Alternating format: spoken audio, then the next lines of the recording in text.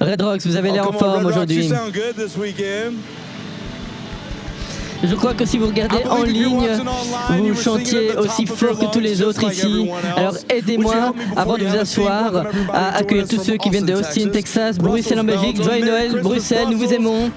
Et aidez-moi aussi à faire beaucoup de bruit pour accueillir les hommes et les femmes qui sont dans les centres de détention. Nous vous aimons. Alors, dans les différents centres correctionnels de Denver, nous vous aimons. Joyeux Noël. Alors, faites ceci parce que c'est juste la première partie de Noël aujourd'hui. Alors, faites un petit check à votre voisin et dites « Joyeux presque Noël »,« Joyeux presque Noël ». Et puis, prenez place. Vous avez l'air en forme aujourd'hui. Red Rocks Worship a l'air en forme aussi. Si vous êtes invité ici, sachez que nous sommes un groupe de gens imparfaits à la poursuite d'un Dieu parfait. Et si c'est votre première fois avec nous, sachez que ce n'est pas normal. Ce n'est pas normal. Mais ce week-end, je voudrais que nous préparions nos cœurs pour Noël. On a chanté O Come, O All You Faithful, et ça m'a fait penser, j'ai eu un flashback, et c'était en fait le morceau que j'ai joué lors de mon premier et dernier récital de piano de ma vie. Et il y a une raison pour laquelle c'était le seul récital. Mais c'était marrant parce que les chants de Noël sont devenus, et de manière très paradoxale dans notre culture, c'est devenu quelque chose de paradoxal parce qu'on a une opinion sur le moment où il faut écouter les chants de Noël. Vous savez, tous les gens qui aiment Jésus, qui écoutent la musique de Noël, ça se passe après Thanksgiving, ok? Est-ce qu'il y en a qui en écoutent avant Thanksgiving? Ok, on va prier pour eux maintenant, on prie que Dieu sera avec vous. Et ensuite, on prie pour tous les gens qui sont autour de vous au cours de l'année. Mais assurément, s'il y a un moment pour lequel nous pouvons nous mettre d'accord, où il faut chanter ces chants-là, eh bien c'est maintenant. C'est approprié d'écouter et de chanter des chants de Noël en cette période. Et donc, je voudrais que nous prenions un instant sans le groupe de louanges pour chanter des cantiques de Noël. Ok, vous êtes prêts? Ne me laissez pas tout seul, hein? Ok? Ok, vous êtes prêts? Je commence et vous continuez. Take the hall with... Ok, ça c'est très bon. Très bon. Ok, donc vous connaissez les classiques, c'est bien. Moi je suis d'Alabama. On a des chants classiques de Noël aussi. Peut-être que vous n'en connaissez pas quelques-uns, mais moi je pense à quelques-uns. Peut-être certains frères et sœurs les connaîtront. Ça vient du Sud. C'est un peu comme Grandma Run Over by une Chevy. Ok, donc au Colorado on chante un peu différemment. Ok, on va essayer un autre maintenant. It's beginning to look like... Ok, stress mass. Un jeu de mots avec Christmas, stress mass. Bon, donc ok, c'est vrai que ça ressemble à Noël. Mais si on est vraiment honnête, je pense qu'en cette période de l'année, c'est la période la plus merveilleuse, ok? Mais il y a beaucoup de pression pour que ce soit le meilleur moment de l'année.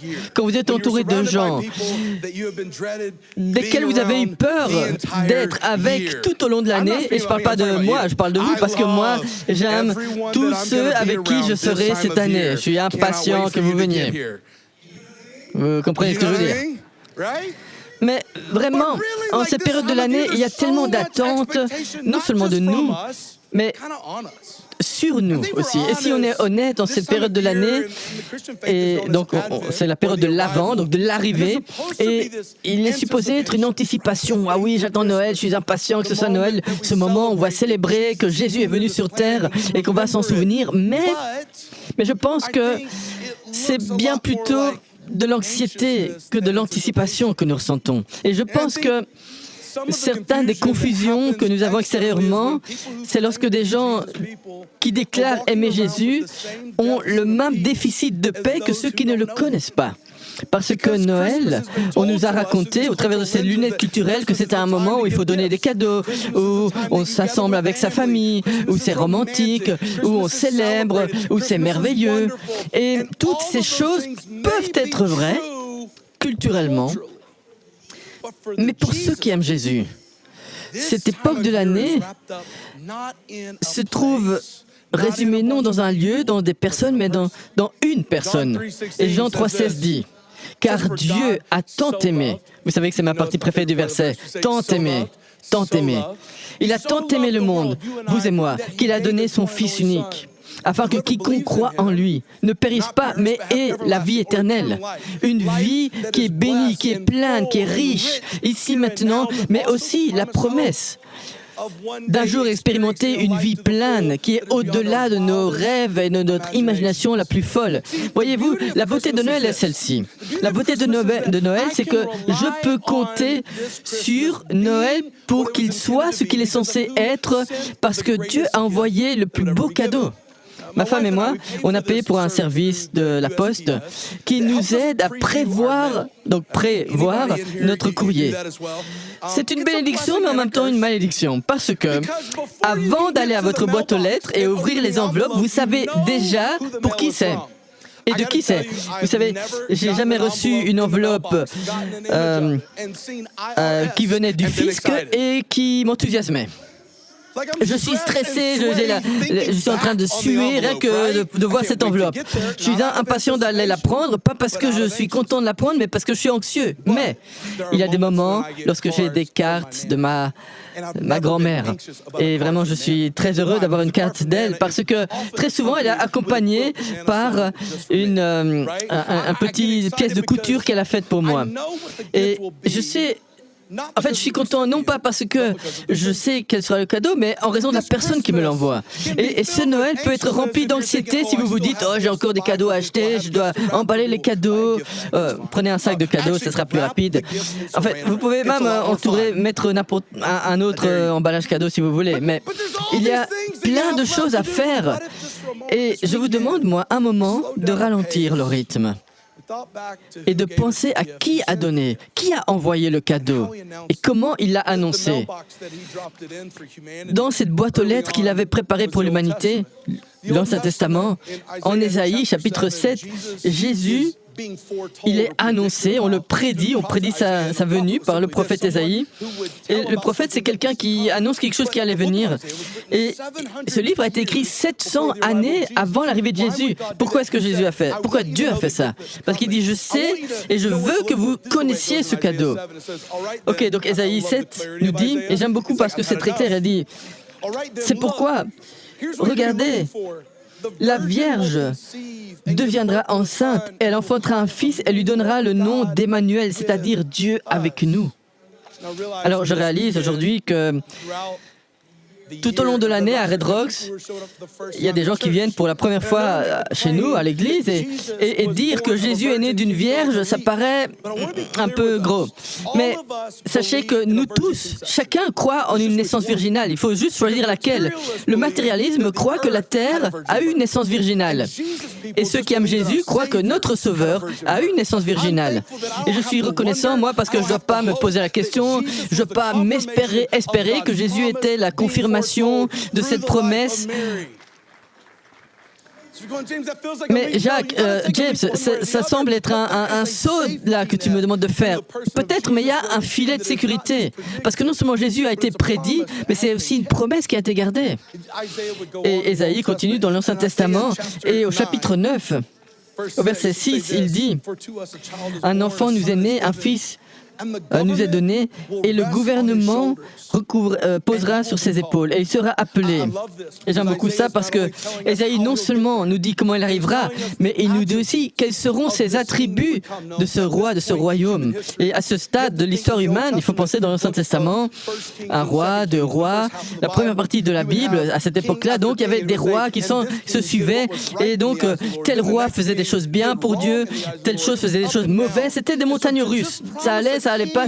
Et donc, promettre un roi qui allait apporter de l'espoir à un peuple qui avait été asservi par les Assyriens, les Babyloniens, différents empires comme ça, promettre qu'une autre voix s'élèvera, un autre prophète allait parler de la part de Dieu, ce n'était pas suffisant pour apporter la sécurité et cette sûreté pour les gens. Mais la description de la venue, avec tous ces attributs exprimés de manière clairement, je pense que non seulement eux, mais nous aussi, on a besoin de cela. Et il a commencé en disant « Merveilleux conseiller, puissant Dieu, Père éternel, Prince de la paix. » Je voudrais passer quelques instants aujourd'hui pour discuter de ces 4 attributs, de ce roi promis, de pourquoi notre roi, notre cœur peut être rempli d'anticipation et de joie en ce Noël. Parce que les choses ne reposent pas sur vous, c'est pas vous, c'est pas autour de vous que ça se passe. L'important, c'est celui qui a été promis pour sauver le monde. Non pas là, à l'époque, mais ici, maintenant. Et nous pouvons nous assurer de cette promesse que Dieu va garder au travers de Jésus. Le premier, c'est conseiller merveilleux, merveilleux conseiller. Il sera appelé merveilleux conseiller. Je dois vous dire que quand j'ai étudié, que j'ai réfléchi à cet attribut de Jésus, il m'a fallu un moment. Il m'a fallu un moment pour plonger dans ces attributs. Cet attribut du conseiller merveilleux. Reconnaître que ce que ces gens n'avaient jamais rencontré dans l'histoire. C'était un Dieu, un roi ou un prophète qui était accessible et personnel. Il n'y avait personne autour d'eux auprès de qui ils pouvaient accéder et dire voilà à quoi ressemble ma vie, voilà le chaos dans ma vie, voilà les points de pression dans ma vie, voilà les points de tension dans ma vie. Mais allait venir un roi qui serait le merveilleux conseiller. Je me souviens à 17 ans, juste après être allé aménager dans une maison avec d'autres personnes parce que j'avais vécu dans ma voiture sur la banquette arrière de ma voiture, j'avais été victime d'abus d'alcool, j'abusais de l'alcool, de la drogue, etc. Et donc il y avait un conseiller, Dr. Crew, et je me souviens la première fois, c'était à Birmingham en Alabama, première fois, je voulais pas le voir, je voulais pas avoir de conseiller, je disais non, je vais trouver moi-même, je peux y arriver tout seul, j'ai pas envie d'écouter ce qu'ils vont me dire sur moi, j'ai pas besoin de leurs conseils. Et ce que j'ai rencontré, c'est pas une personne qui me donnait plein de conseils. En fait, je me souviens, j'étais assis dans un fauteuil. C'était aussi loin que possible de ce que j'imaginais que ça allait être. J'essayais d'éviter les contacts visuels avec cette personne. Je voulais vraiment que ce soit terminé. Dès qu'il a tourné le dos, je me suis mis à pleurer. Dès qu'il m'a entendu pleurer, il a pris son téléphone et a dit « Annulez tous mes rendez-vous de la journée ». Il a dit « James, tu veux qu'on aille faire un tour ?» Je lui ai dit « On ne doit pas rester ici ?» Il a dit « Non, allez, on va se promener ». Pendant 4 heures, le Dr. Krug a marché avec moi autour du complexe de bureaux, sur le trottoir, dans la rue. Et je ne sais pas ce qu'il m'a dit, mais il m'a écouté. Il a été accessible. Il voulait entendre comment j'en étais arrivé à devenir sans-abri, quelles avaient été mes blessures dans mon enfance, quelles étaient mes anxiétés. Et il était simplement quelqu'un qui voulait dire « Je te donne mon temps, je te donne mon écoute ». Pourquoi est-ce que je sais que Jésus a gardé sa promesse? Parce que tout au long du Nouveau Testament, Matthieu, Marc, Luc et Jean, qui racontent la vie, les enseignements, les miracles, et même tout ce qui concerne Jésus, eh bien, il nous montre qu'il a donné son attention et son écoute aux gens. Je me souviens de cette époque où cette femme a été, dans les évangiles, trouvée coupable d'adultère. Vraiment, c'était vraiment clair. Elle a été emmenée devant Jésus, un groupe d'hommes l'a jetée à ses pieds, l'ont entourée, et Jésus s'est arrêté. Et la Bible nous donne des détails. Il dit que Jésus s'est agenouillé dans la poussière à côté d'elle, et il a commencé à lui parler. Quand il est en train de faire cette conversation, les gens se sont mis à partir et cette femme qui se disait que personne n'allait plus jamais lui parler de sa vie, elle lui a parlé. Il lui a parlé. Si vous êtes venu aujourd'hui et vous avez l'impression que votre passé est sombre, rempli d'erreurs, rempli de ce que nous, hommes et femmes de foi, on appelle des péchés, donc péché, c'est passer à côté de ce que Dieu a voulu, eh bien je vais vous dire que Jésus est le merveilleux conseiller de ceux qui essaient de se remettre sur le droit chemin, parce qu'il sait ce que c'est. Il est venu et il a dit, je vais vous donner l'accès. Voyez-vous, ce roi allait être personnel. C'était une promesse que Dieu a donnée au travers d'Ésaïe. Le roi ne serait pas quelqu'un qui est derrière des portes d'or ou quelqu'un qui a une armée de personnes devant lui, des gens, et que seuls les gens spéciaux peuvent lui parler. Non, c'est pour tout le monde. Il est pour tout le monde. Il est un merveilleux conseiller. Et la deuxième partie, c'est qu'il est un Dieu puissant. Un Dieu puissant. Pourquoi est-ce que c'est important? Ésaïe 9,6 dit Il sera appelé merveilleux conseiller, Dieu puissant. Eh bien, c'est une des premières fois qu'on reçoit cette indication que Dieu envoie quelqu'un, non pas quelqu'un pour lui, mais il s'envoie lui-même. Et en fait, il envoie son Fils qui est la divinité de Dieu, complète, en chair et en os. Et ce Dieu n'aurait pas juste un attribut royal, il aurait aussi des attributs humains, mais en plus, il est celui qui était, qui est et qui est toujours. Et il aurait cette compréhension que tout ce dont nous avons toujours eu besoin, tout ce dont nous aurons toujours besoin, se retrouve dans une seule personne, Jésus. Et ça, c'est la beauté de Noël. Dire qu'il est Dieu puissant, ça veut dire qu'il a sa puissance. Et ça, c'est très beau parce que non seulement quand Ésaïe commence à dire au peuple que ce roi vient alors qu'ils sont oppressés, pensez que les générations depuis Ésaïe ont enduré jusqu'à Matthieu, Marc, Luc et Jean et au-delà. La persécution, l'oppression, les jours les plus sombres et parfois avec l'impression que personne n'allait les secourir.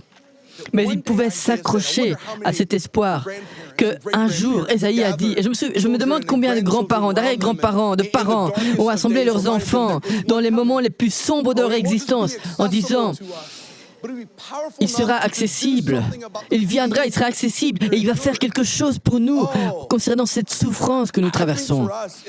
Je pense que pour nous, en cette époque, nous pouvons penser que c'est les jours les plus sombres que nous vivons. Il y a des drones. Qu'est-ce qu'on va faire? OK? On commence à se dire, on a toutes ces craintes, OK, il y a les élections qui sont passées, il y a l'économie, il y a toutes ces choses qui assombrissent les moments les plus beaux. Le fait que Dieu est venu. Pourquoi? Parce que l'ennemi, lui, il essaye toujours de contrefaire la foi avec la peur. Et il essaye de nous voler ces moments où on peut être assuré que Dieu est proche de nous, que Dieu nous aime. Et j'aime ce que Jésus a dit en Jean chapitre 8 au sujet de lui-même. Jésus a dit, « Je suis la lumière du monde. Et ceux qui me suivent ne marcheront pas dans les ténèbres. » Pourquoi c'est important? Écoutez, on peut prétendre que c'est juste les petits-enfants qui ont peur du noir, peur de l'obscurité. OK, on va faire ça autrement. Qui, quand il était enfant, avait peur du noir? Donc, levez la main. Souvenez-vous, chaque fois que vous montez à l'église, une licorne meurt. Si vous n'êtes pas d'accord avec moi, envoyez-moi un email à doug@. Conrad, j'essaie de t'éviter les emails. Hein. OK, donc, on peut admettre que c'est un peu enfantin d'avoir peur du noir. Mais est-ce qu'on peut être honnête? Si certaines circonstances se rencontrent, certains jours, certains soirs, certains bruits autour de vous, et vous êtes tout seul. Là, je suis un peu nerveux, là, peut-être c'est juste moi, mais... Moi, je peux encore avoir peur du noir. Écoutez, hier soir, pas plus tard que hier soir, je ne sais pas quelle heure il était, c'était parfait, Google jouait du bruit blanc, et je m'endormais, tout d'un coup, une boîte est tombée, et j'ai dit, qui que ce soit, montrez-vous. Ma femme a dit, tu crois que ça va marcher, ça? Il y a quelque chose dans les ténèbres, des moments ténébreux, des moments sombres. Les ténèbres vous font penser que vous êtes seul, que vous êtes oublié. Je ne veux pas minimiser ce que certains rencontrent et font face dans leur vie. Certains sont à table avec une chaise vide autour d'eux. Certains en raison de maladies, de décès. Certains parce que les personnes ont choisi de partir. Et ça peut vous causer de la solitude extrême, ça peut vous causer de vous sentir abandonné et avoir peur de ce qui peut arriver. Jésus est venu, il est l'accomplissement de la promesse que ce Dieu allait illuminer les ténèbres. que dans les moments les plus ténébreux, dans les moments les plus chaotiques, dans ces moments où on a les pires nouvelles, vous ne devez pas faire semblant de sourire. Non, vous pouvez courir vers Dieu parce qu'il est accessible au travers de votre souffrance. Et non seulement lui, il vient vers vous et il veut remettre en place votre cœur, il veut penser vos plaies, vous guérir, vous soigner, parce que non seulement ce Dieu, il veut nous rencontrer, mais il nous rencontre, il vient lui-même nous rencontrer. Ce roi serait puissant. Il faut penser qu'ils avaient enduré tellement de changements de régime, le peuple d'Israël. Il y avait un roi qui était puissant un jour, le lendemain il était renversé, mais ce roi-ci, il était décrit comme le Dieu puissant, le seul Dieu qu'ils avaient servi ou recherché, celui qui a créé le cosmos, qui a mis les étoiles dans les cieux, qui a créé le système solaire, qui vous a créé, vous et moi. Ce Dieu allait pouvoir faire l'impossible. Alors, que peut-il faire pour vous et pour moi ? Et pourquoi est-ce important pour nous aujourd'hui ? Parce que chacun d'entre nous, nous avons un endroit dans notre cœur, dans notre programme, dans notre compte en banque, dans nos relations où nous avons besoin d'un Dieu puissant. Et non seulement il est venu une fois, mais il vient encore et encore. Et il sera appelé merveilleux conseiller, Dieu puissant, Père éternel. Alors ça, cette partie de la prophétie d'Ésaïe est unique. Pourquoi ? Parce qu'il nous donne une image du fait que ce Dieu qui est accessible, qui est puissant, qui est personnel et qui peut changer ma douleur, ma souffrance, veut aussi m'accueillir dans une famille. À ce stade de l'arrivée de Jésus, nous savons qu'il est un roi, qu'il y avait un roi, le roi Hérode, à cette époque donc, qui régnait de manière différente que les autres rois. D'ailleurs, le roi Hérode a entendu qu'un roi allait venir, le bébé Jésus, et donc ce qu'il a décidé de faire, c'est qu'il s'est dit, je vais tuer tous les enfants de moins de 2 ans. Tous les enfants mâles. Et notre roi, et notre Messie, mais souvenez-vous qu'il allait être tout-puissant. Et donc il avait un plan déjà pour échapper au plan de l'ennemi qui voulait le détruire, le tuer, le voler. Voler notre espoir. Oh, mais le roi Hérode, il avait peut-être un héritier, il allait être très mauvais, peut-être.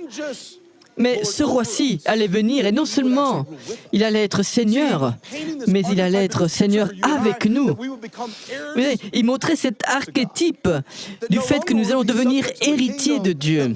Que non seulement on serait sujet d'un royaume, mais qu'un jour on serait fils et filles du Dieu puissant. On serait héritiers comme princes et princesses. Nous aurons une part dans ce royaume, avec ce roi qui était, qui est et qui vient. C'est ça la beauté d'un Père éternel. Il y a plusieurs années, pour Noël, mon épouse a décidé de me donner le cadeau 23andMe. Je pense que ça s'appelle comme ça. Enfin, c'est très intéressant. Si vous ne savez pas ce que c'est, en fait, vous commencez par cracher dans un tube. C'est très bizarre. Hein? C'est bizarre comme cadeau de Noël, mais bon. Donc, il faut cracher dans le tube et puis on reçoit des résultats. Il y a des analyses qui sont faites et on reçoit des résultats. C'est pour savoir ses ancêtres, en fait. Et donc, moi, toute ma vie, on m'avait dit que j'étais moitié Cherokee et moitié, je ne sais plus l'autre. Et lorsqu'on a eu les résultats de l'ADN, j'avais peut-être 1,5% de Cherokee indien. Ok, génial. Bon, je pensais que je pourrais aller à l'école gratuite, mais non, c'est pas le cas. Et aussi, j'étais britannique, irlandais. Et donc j'ai appelé mon père, j'ai dit, il y a un problème. Parce que si toi tu dis être ce que tu es, alors moi d'où est-ce que je viens? Parce qu'on est les mêmes, on a les mêmes attributs, enfin, ou quoi. Et je me souviens, une des choses qu'il a dites, et le test disait, je devrais être très athlétique, je vous interdis de rire. Moi je peux rire si je veux, mais pas vous, c'est Noël. Et aussi, ça disait aussi que je pouvais sauter haut. Je serais une personne qui saurait sauter haut. Alors peut-être que vous pensez que je vais vous montrer, eh bien c'est pas le cas. Tout ce que je vais vous dire, c'est que certains stéréotypes sont vrais et que les Blancs ne savent pas sauter. Je dis ça parce que pour que Jésus vienne comme Père éternel et qu'il nous donne de l'espoir, un espoir dont Paul écrirait plus tard sous la forme du fruit de l'esprit. Nous voyons d'ailleurs dans toute la Bible, on est connu par son fruit. C'est pas des possessions matérielles, le fruit. Le fruit, c'est pas une accumulation de personnes, de puissance. Non, le fruit, c'est simplement ceci. Le même fruit que Paul décrit comme fruit de l'esprit. Des attributs tels que l'amour, la joie, la paix, la patience, la bonté, la douceur, la reconnaissance, le contrôle de soi. Ah, tu veux dire que je ne dois pas forcer ce fruit? Parce que Jésus qui est venu sur terre et qui est mon Père, je partage un ADN divin et je ne dois pas essayer d'accomplir la loi. Non, la loi vit en moi. Et maintenant, je marche dans une relation avec Dieu et je la vis ainsi. Et donc, je ne dois pas forcer mon sourire. Je ne dois pas forcer mon amour. Non, je peux t'aimer parce que j'ai été aimé. Je peux te pardonner parce que j'ai été pardonné. Je peux avoir la paix parce que j'ai la paix avec Dieu. Et je peux avoir la paix avec toi. Ésaïe 9:6, il sera appelé. Et vous le connaîtrez tel que, et vous le verrez comme. Voyez-vous, on est tellement pris, nous, par le bébé dans la mangeoire. Ok, c'est très beau, et je ne veux pas passer à côté du fait que ce grand roi, avec tous ses attributs, allait dans l'endroit le plus sale. Et pour certains d'entre nous, on doit se rappeler de cela, à l'arrière de notre esprit, que dans notre endroit le plus sale, il est proche de nous. Je ne sais pas pourquoi ce détail était important dans l'histoire de Noël, mais c'est parce que je pense ce roi n'allait pas venir dans un temple, dans un palais, non, mais dans une mangeoire, un endroit très sale, un endroit où les animaux mangeaient. Mais n'oubliez pas qu'il n'est pas resté bébé. Il a grandi, il est devenu le conseiller merveilleux, il est devenu le Dieu puissant. Enfin, il a grandi en tant que Dieu puissant, en tant que Père éternel. Ses attributs, le quatrième ici, c'est le prince de la paix. Le prince de la paix. Pour beaucoup d'entre nous ce week-end, juste l'idée, la possibilité d'espoir. C'est intéressant que l'espoir, parfois, on a l'impression que c'est une vérité future, mais qu'on voudrait expérimenter maintenant. Mais l'espoir que la paix pouvait être obtenue. Mais James, écoute, si je pouvais avoir la paix, si je pouvais aller dormir ce soir et dormir tranquille. Comment? Eh bien, simplement parce que j'ai mon esprit, j'ai ma pensée qui est tournée vers celui qui est accessible à nous, qui est merveilleux conseiller, qui est Dieu puissant. Le Dieu qui est le Père éternel en même temps. Ce roi, eh bien, ce roi est celui qui pourvoit pour moi. Chaque besoin que j'ai, à chaque étape de ma vie, il allait s'assurer, et il va s'assurer que tout cela puisse être pourvu, parce qu'il est aussi le prince de la paix. Mais comment est-ce qu'il va faire? Il n'est pas venu sur cette planète pour garder la paix. Je vous rappelle ce week-end que garder la paix et faire la paix, c'est tout à fait différent.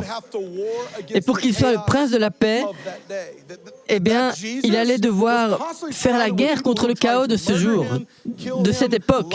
Jésus était constamment entouré de gens qui essaient de l'assassiner, de le tuer, de mentir à son sujet, de lui voler, de le voler. On voit ça partout dans Matthieu, Marc, Luc et Jean. Et pourtant, il a fait la paix. Il a fait la paix non seulement avec les gens autour de lui, mais il est venu sur cette planète afin que vous et moi puissions avoir la paix avec Dieu. Revenez à Ésaïe. Il est dit, le gouvernement reposera sur ses épaules. Parfois, nous passons à côté de la réalité de Jésus et la beauté de Noël. Parce que pour que le gouvernement soit sur ses épaules, ça c'est l'image qu'un jour, il allait subir le plus grand symbole de persécution de l'Empire romain, la croix. Et il allait la mettre sur ses épaules. Il allait le porter sur un lieu qu'on appelle le crâne ou Golgotha. Cet endroit qu'on appelle le calvaire, qui est maintenant un signe de rédemption, mais qui à l'époque était une honte et un lieu de persécution pour le pire des pires. Ce Jésus, pour faire la paix, il a dit d'abord, je dois faire la paix entre l'humanité et Dieu. Vous et moi, on n'aurait jamais pu faire ça. Je vous rappelle aujourd'hui avant d'accepter, d'embrasser tout ce qui fait Noël. Vous savez, Noël, ça n'a jamais été concernant des bonnes personnes, des mauvaises personnes, non. Noël, c'est l'espoir pour que des gens morts reviennent à la vie. Des gens morts allaient pouvoir revivre, allaient pouvoir être pleinement en vie. Et donc, il allait faire la paix pour nous, mais aussi la paix avec nous et la paix au milieu de nous.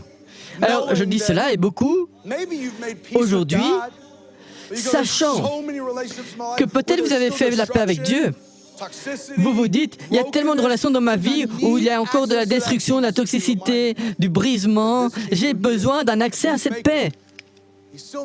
Eh bien, je vous rappelle que ce roi est celui qui fait la paix, qui est l'artisan de la paix.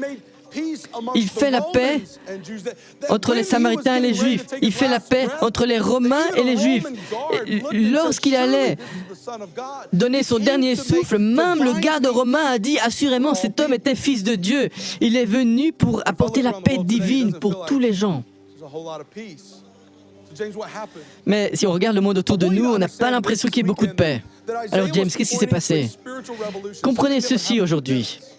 Ésaïe pointait à une révélation spirituelle qui allait se produire.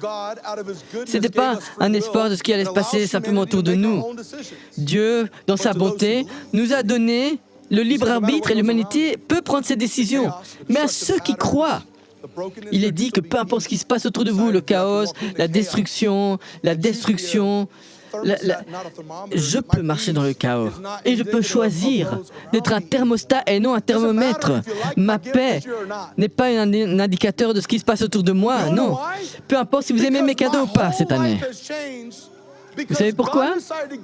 Parce que toute ma vie a changé, parce que Dieu a décidé de donner un cadeau que des milliards de personnes allaient rejeter.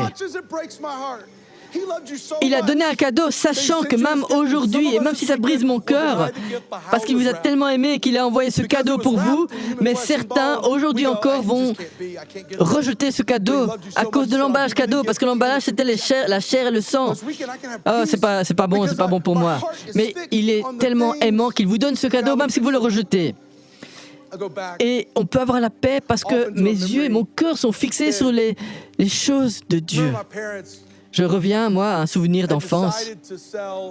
Je me souviens de mes parents qui avaient décidé de vendre la première maison qu'ils avaient jamais possédée.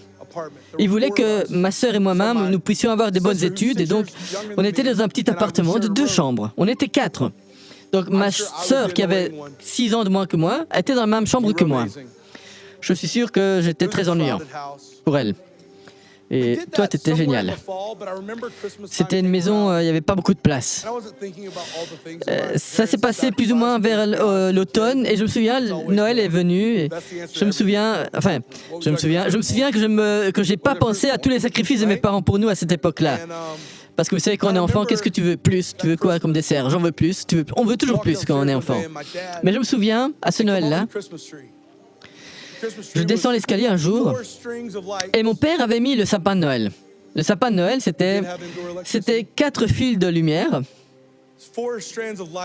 On n'avait pas d'électricité. Enfin, donc, on avait ces 4 fils, oui, c'était illuminé. Et il y avait une petite scène, une petite crèche en dessous. Et moi, avec mes yeux d'enfant, j'ai regardé ça et j'ai dit... Papa, on ne saura pas mettre beaucoup de cadeaux là. Il y a un problème. J'ai une grande liste et c'est pas un vrai arbre et l'espace est limité.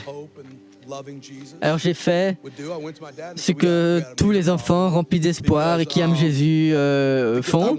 J'ai dit, papa, on a un grand problème. Parce que les cadeaux que je veux ne rentrent pas sous cet arbre. Mon père était très patient. Il m'a regardé et a dit, fiston, le plus grand des cadeaux que nous ne pourrons jamais recevoir est déjà sous cet arbre. Et j'ai dit, non. Enfin, vous savez, quand on est enfant, mais bon, après ça passe. Hein. Mais j'avais du mal.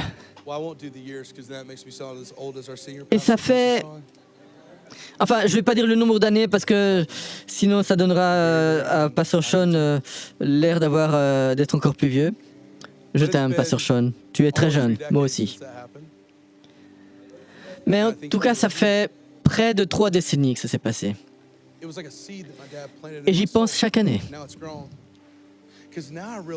C'est une graine que mon père a plantée dans mon âme et elle a grandi. Parce que maintenant, je réalise que le plus grand, le plus beau des cadeaux qui m'a été donné, non seulement était sous cet arbre, mais que ce plus beau cadeau, le plus beau cadeau, a été pendu à l'arbre. Il était le roi qui a permis qu'il soit humilié, battu, frappé, pour que nous tous, nous puissions être réconciliés avec Dieu. Tout ce qui nous empêchait d'être réconciliés avec Dieu, tout ce qu'il fallait faire pour être réconcilié avec Dieu, a été fait à lui. Mais ça a été imputé pour nous.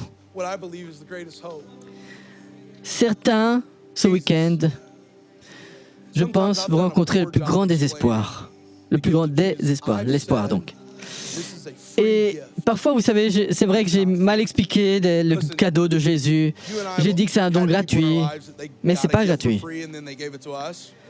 Vous et moi, on a tous eu des gens dans notre vie, ils ont reçu un cadeau gratuit et puis ils nous l'ont donné, ils nous l'ont refilé. Ça leur a rien coûté.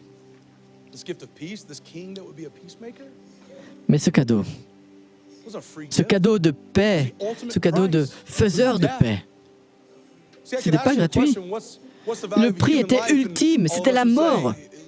Je peux vous poser la question, quelle est la valeur d'une vie humaine? Et on se dirait tous, on ne peut pas calculer la valeur d'une vie humaine. Mais ça, c'est pas juste une vie humaine. C'était le merveilleux conseiller, c'était le Dieu puissant, c'était notre espoir, c'était le Père Céleste, c'était le Prince de la paix. Cette valeur, oh, le prix est immense, le prix qu'il a payé, la vie qu'il a donnée. Et maintenant, la paix que vous pouvez avoir accès à cette paix aujourd'hui. Et pour certains ici, vous avez déjà pris la décision de suivre Jésus. Et vous direz, James, mais c'est vrai, mais j'ai quand même des manquements dans ma vie. Peut-être vous avez des addictions, vous êtes tentés. Peut-être que vous vous dites, oh là là, je vais rechuter en cette période. Non, pas obligé. Pourquoi? Parce que Ésaïe a promis il y a 700 ans à l'avance que Dieu allait réaliser cette promesse par Jésus. Et aujourd'hui, nous pouvons compter sur cette même promesse. Et la meilleure des nouvelles, c'est que toutes les autres promesses dans ce livre qu'on appelle la Bible, il va les garder. Jésus était la promesse gardée de Dieu. Si je suis malade, un jour je serai rétabli. S'il y a une relation qui est brisée, il peut les réconcilier. Pourquoi? Parce qu'il n'en a pas fini. Un jour, que ce soit ici maintenant ou là-bas et alors, il essuiera toutes les larmes de nos yeux, ou que ce soit aussi guérir physiquement. La bonne nouvelle, c'est que Dieu garde toujours ses promesses. Toutes ces promesses sont oui, et qu'il en soit ainsi, ou alors Amen. Chaque fois qu'on dit Amen, à la fin d'une prière, on dit simplement qu'on est d'accord avec ce qui a été prié. Et donc on dit oui, qu'il en soit ainsi. Et donc ce week-end, je voudrais vous faire 2 invitations. 2 invitations. Et c'est juste le commencement du cheminement. Et c'est ça qui est beau. Écoutez, pourquoi on dit que c'est la première partie de Noël? Parce que la paix, c'est juste la porte ouverte. Quand vous entrez dans cette relation avec Jésus et que vous expérimentez véritablement Noël, vous allez voir ce que le pasteur principal va dire à la veille de Noël. Il y a tellement plus pour votre vie. Mais l'étape suivante n'est disponible que si on passe par la première étape. Et aujourd'hui, je vous invite à faire la meilleure décision de toute votre vie, à la prendre. Pourquoi? Parce qu'il y a un prix et il l'a payé pour que vous puissiez avoir le plus beau cadeau. Dieu vous a tant aimé qu'il a donné Jésus. Et c'est ça, Noël. Alors je vais demander à chaque personne, dans les salles ou en ligne, de fermer les yeux ce week-end. Et je vais vous demander simplement de dire oui pour recevoir ce don, ce cadeau. Pourquoi? Parce que vous pouvez faire confiance à la personne qui l'a envoyé, qui l'a donné ce cadeau. Parce qu'il n'est pas une personne pour mentir, il a toujours gardé ses promesses. C'est personnel, c'est puissant. Il est le Dieu qui est celui qui pourvoit, il est celui qui fait la paix, mais il est aussi celui qui veut tenir cette promesse pour vous. Et aujourd'hui, vous choisissez de prendre cette décision pour la première fois ou la première fois depuis longtemps. Vous voulez dire oui à Jésus. Eh bien, c'est possible si vous croyez dans votre cœur. Et puis, après, il faudra dire autour de vous, il faudra dire au moins à quelqu'un, parce qu'il faut rendre cette foi publique. Mais la première étape aujourd'hui que je vous demande, c'est de prendre cette décision intérieure, de dire oui à cette relation. Je ne vais pas vous demander de vous lever, je ne vais pas vous demander de vous avancer, non, mais je vais prier pour vous. Et nous allons dire ensemble qu'aujourd'hui est le premier jour de la meilleure vie que vous pourrez avoir. Alors, si c'est vous, levez la main. Oui, je vous vois. Non seulement je vous vois moi, mais la nouvelle encore meilleure, c'est que celui qui a fait la promesse vous voit aussi et vous voit en train de recevoir ce cadeau. La deuxième question, avant que je prie, est celle-ci. Vous aimez Jésus et vous reconnaissez que le roi est venu. Mais vous me direz, James, il y a eu des moments de désespoir, des moments de chaos dans ma vie et j'ai besoin de savoir que non seulement le roi est venu, mais qu'il vient restaurer ma vie aussi, que je ne suis pas là laissé à l'abandon et que je ne dois pas essayer de m'en sortir tout seul. Si c'est vous, levez la main. Oui, monsieur, oui, madame, je vous vois. Oui, merci. Oh Seigneur, merci, parce que tu es tellement bon pour nous. Tu as décidé de nous faire le plus beau cadeau de Noël. Peu importe, c'est toi qui as conçu cela pour que nous nous souvenions de ta bonté. Et nous te prions pour chaque personne qui aujourd'hui a choisi de prendre la décision de te dire oui à la relation avec toi. Je prie qu'il ne soit plus jamais le même, que leur oui aujourd'hui les renouvellera et que leur lendemain est assuré. Et pour ceux qui déclarent de te suivre déjà, je prie que tu règnes dans nos cœurs. Tu es un Dieu puissant, mais tu es aussi celui qui a souffert, celui qui nous a rachetés. Et je prie que tu règnes dans nos cœurs au travers de ta paix.